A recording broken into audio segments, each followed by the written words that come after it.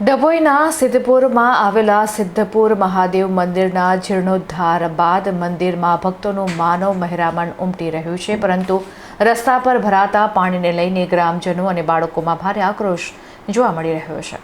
ડભોઈ તાલુકાના ઐતિહાસિક સિદ્ધપુર ગામ ખાતે આવેલ વર્ષો જૂના શ્રી સિદ્ધનાથ મહાદેવ મંદિરના તાજેતરમાં જ થયેલા ભવ્ય જીર્ણોદ્ધાર બાદ મંદિરના દ્વાર શ્રદ્ધાળુઓ માટે ખુલ્લા મૂકવામાં આવ્યા હતા. વહેલી સવારથી જ નવનિર્મિત મંદિરના દર્શનાર્થે ભક્તોનું ભારે મહેરામણ ઉમટી પડ્યું હતું. જો કે એક તરફ ગામમાં ધાર્મિક ઉત્સાહનો માહોલ છે, તો બીજી તરફ ચોમાસાના વરસાદી પાણીના યોગ્ય નિકાલના અભાવે મંદિર પરિસર અને પહોંચ માર્ગો પર જળબંબાકારની સ્થિતિ સર્જાઈ છે. સૌથી કફોડી હાલત પવિત્ર ગૌરી વ્રતની પૂજા માટે નીકળેલી નાની કન્યાઓ અને બાળકોની થઈ હતી. રસ્તા ઉપર પાણી ભરાઈ જવાથી ચાલવાની જગ્યા ન બચતા વાલીઓએ મજબૂરીવશ બાળકોને ટ્રેક્ટરમાં બેસાડીને પૂજા માટે મંદિરે પહોંચાડવા પડ્યા હતા. તંત્રની આવી બેદરકારી સામે સમગ્ર સિદ્ધપુર ગામના લોકોમાં ભારે આક્રોશ જોવા મળી રહ્યો છે.